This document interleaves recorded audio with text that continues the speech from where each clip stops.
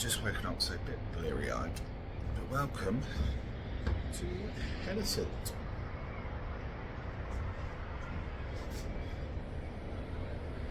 Beautiful, beautiful place. I think we docked about 6:30. I'm still asleep. I'll just turn the camera around so you can have a proper look. We've already got people walking over the bridge down there, departing the ship. Just beautiful, beautiful place. And like I say, as you can see, a massive waterfall just coming straight into the village. That's all this is just a village. It's amazing. A ship of this size can dock here. And then you've got that there, for anybody that wants to book it, is the Hellesylt to Granja car ferry, which you can go on. A lot cheaper than getting a transfer with P&O, and it goes to the Seven Sister Waterfalls and runs all along the fjord, so you can get that nice and early when you're here. Go along to Granja, spend a few hours there, and get the ferry back. But what a gorgeous, gorgeous place. Absolutely beautiful. So our plans today is a rib ride, and we are going to go with, we've booked it already with Guide Fjording, and you go from that little white tent down there. So literally just by the ship. It costs £50. I'll put the link in the comments below so you can book it. But it's I think if you booked a rib ride here through P&O, it costs something like £70–80. I can't remember exactly, but we paid 51, I think it was, with the exchange rate. So goes from there, and we are going to take you on that ride today. Some early morning kayakers just on their way out. So we've actually got a breakfast in bed, or breakfast in the room, but so that's coming in a moment, which will be very nice. We've got the Bon Voyage package, so that's part of that. So I'll show you that when it turns up. Breakfast has been delivered. What we got? Pastries, muffins, jams, yogurts, stinky cheese, fruit, cheese. What else got on? Tea, coffee, half a bottle of champagne, and more fruits and orange juices. Amazing. So that breakfast was amazing. If you book the Bon Voyage package, that's what we did beforehand, that's what you get for that breakfast. However, if you want to have breakfast in your room normally, this is what this will be in your cabin. And if you hang this outside before 10 PM every evening, you can have this delivered to your cabin at your time of choosing. £2.50 it costs just for delivery, but you can just write on there how many you want. So if you want 4 croissants, you just write 4, etc, etc, etc. But that's a really good option if you don't want to have a morning in the buffet or the MDR or Keys, because there are plenty of options. But if you just want to have a chilled breakfast on your balcony, then put that outside before 10 PM and it'll be delivered at the time of your choosing. Anybody on the 8:30 ferry? Can you see yourself?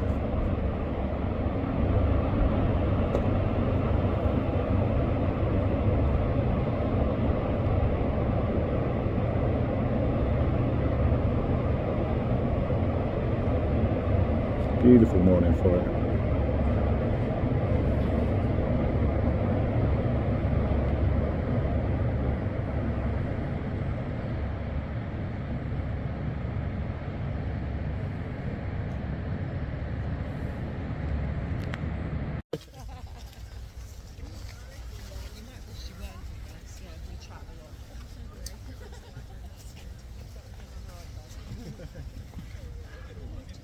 This looks fun. Rib riding down the Granja Fjord towards Seven Sisters. Give me a sassy comment instead. Just make you waterproof.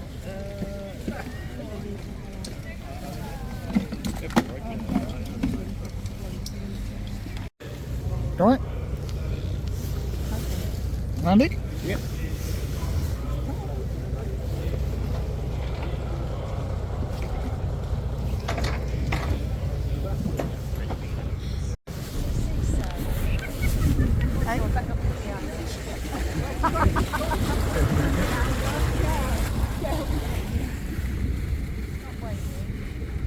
thing to do is just not try to use the safety.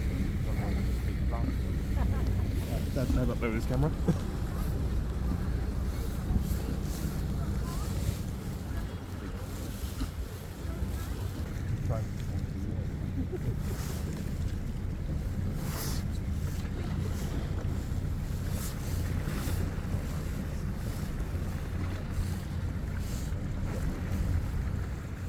These houses up in here, look. Yeah. That's down there. Is that them?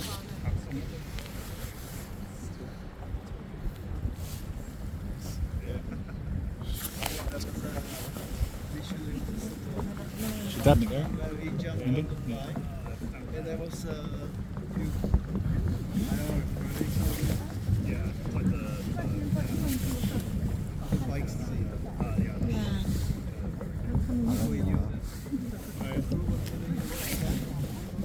Let's wave to Sarah. Jackie, Gary.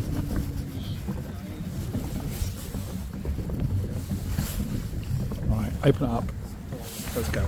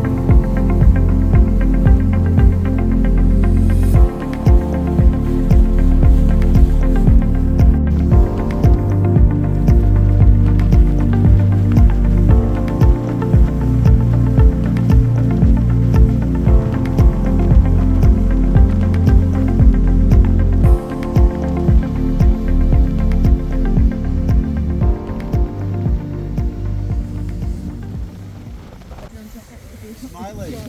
Wow. Didn't expect that. Okay guys, so now we are in Fjord at the beginning. And it's the deepest part of the fjord actually. It's 260 meters deep. You notice the farm up there, now it's hidden in the trees. That's 450 meters above the sea level. So just you have a comparison how deep it actually is. And to that farm up there, that's called Blomberg. It's 450 meters, as I said. And there is a winding path through the forest, actually. So imagine back then, you had to come here with the boat and carry everything up on your back or pull with the ropes, okay?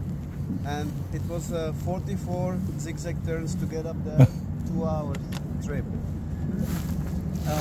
Up there is a flat part, so actually the farmers grow carrots and potatoes up there, and they also had goats, so they could produce goat milk and cheese. Okay? The farm down there where I will get you, it's called Siltvika, and it's 2-level house, and it was shared with animals. The animals lived on the ground floor and the farmers above them. It was because they needed to save the resources for winter times. They had to stay here for 3 to 4 months. They could not leave because there was a lot of snow and there was ice on the edges of the fjord. And also they had to be very careful with the avalanches around here. For example, 3 weeks ago we saw one right up there where the snow waterfall. And actually you can see the big rock slide or the debris of it in the corner over there. I will take you closer to that. It was 8 years ago, and there was a tourist on one of the farms up there, and he was recording the fjord and got it on the camera, so you can find it on YouTube. The farm, maybe you had noticed on the left side when we were coming here, it's called Matlika, and it means bay of food. And it was because they had the best conditions around here. They had, if it's sunny, they had a lot of sun during the day, and it's built on the rock, and the rock is kind of like a battery bank. So it absorbs the energy from the sun and then gives it back during the night or during the cloudy days. So they could grow apples, pears, plums, apricots, and even tomatoes. All of them were fishermen, so there's a lot of fish here. It's mostly cod, halibut, sea trout, and mackerels. Sometimes we have the visit of the porpoises, the dolphins kind of things, the small ones, and very rarely killer whales, but it was once in the decade. We were very lucky last year. 3 killer whales and the baby one came here to the fjord.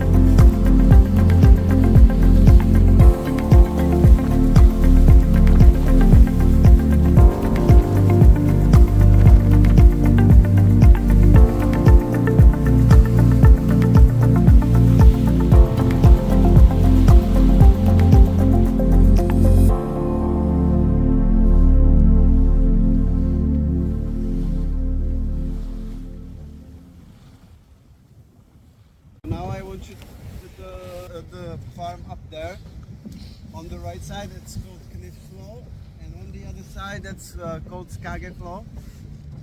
And imagine that both of them are from 1600s, and Geiranger, the city, was only like a forest with some farm fields and farm buildings, and there was only like small hiking paths back then, okay? And there was 2,500 people living there in this area, which is 10 times more than today. And the land was taken, so they had to explore a bit. And they went to the fjord and they thought it's a good idea to build a farm up there. Actually, you can find a flat land up there, so they can have some fields where they can grow carrots and potatoes. But you had to take a rowboat, and you came here. Then you have to walk up all the way, and basically you had to carry everything you had. But maybe you can see there is a wire going down, or maybe you notice on the other side, and it's kind of like a lift. So they could send the things down and pull the things up. The farms are about 250 meters above the sea level, and the hike is approximately an hour. And actually the house up there, or the farm, it's a replica, because when they closed the farm in 1890, they took all the wooden part away with them. Back then it was not the wood that was expensive, but the paint on it. And they rebuilt the house in Geiranger. It took them a few months to take it with the boat up there. And yeah, so this is the replica. Seven Sisters are 300 meters high, and the source of water for the waterfall is above the waterfall. There is a lake, and it's frozen until late April.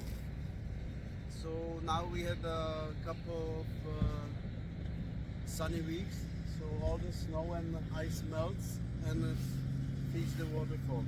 So actually you can count the waterfall yourself. It should be 7. Sometimes it's 3, sometimes it's 8. It depends on how sunny days we have.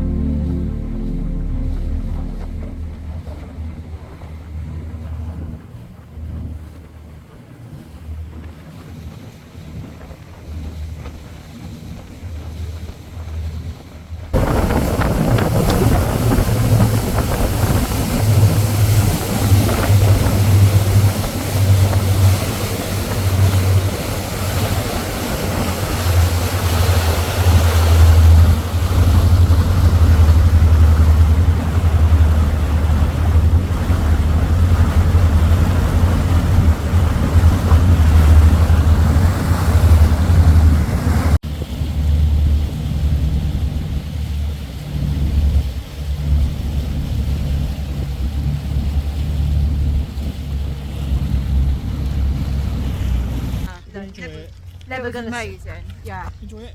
brilliant, 10. brilliant. Andy, did you enjoy it? Oh yes, very much. You guys enjoy it? Yeah, that was fantastic. Good fun. 10 out of 10.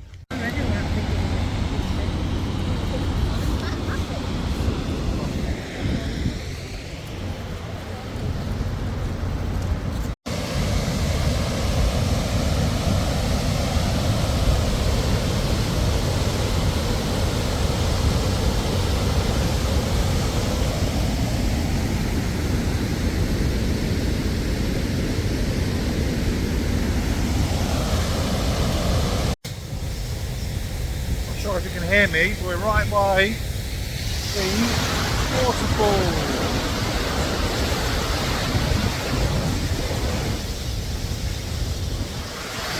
Amazing. Absolutely stunning.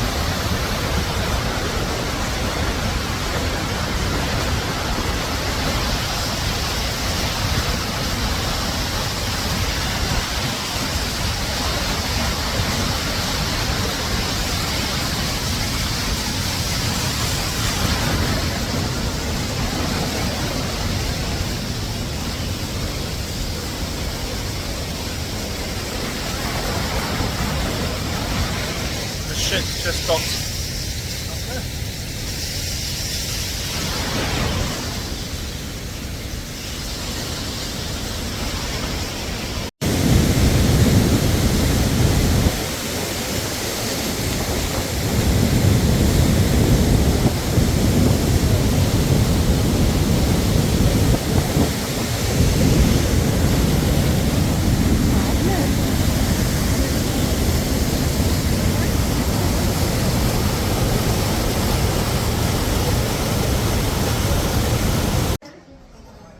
It's time for a 3-course lunch, afternoon early dinner in the olive grove today. So this is all included with a few little extra bits that are a supplement. So yeah, let's see.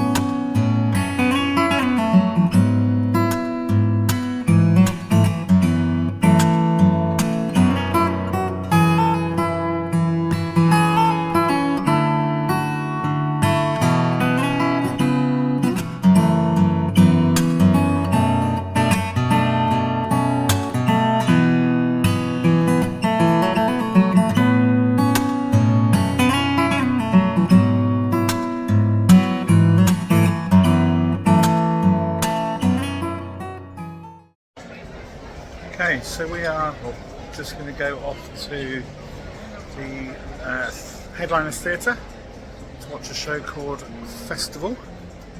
Headliners Theatre company is across the whole fleet of P&O. They do loads and loads of different shows. Apparently they've just changed company tonight. Which way am I going through here?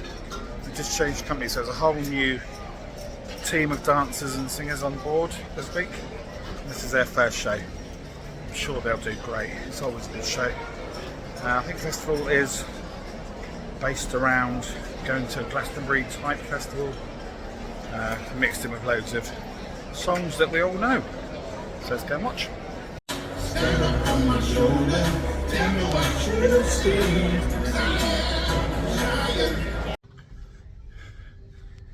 Just watched the festival and it was a really good night. It was a packed theatre. Guys had their first show and they did really well. Really, really good. So that's the end of today's vlog. If you want to catch up with previous ones, go into the section below and like and subscribe. You'll get to see the new ones. Take care.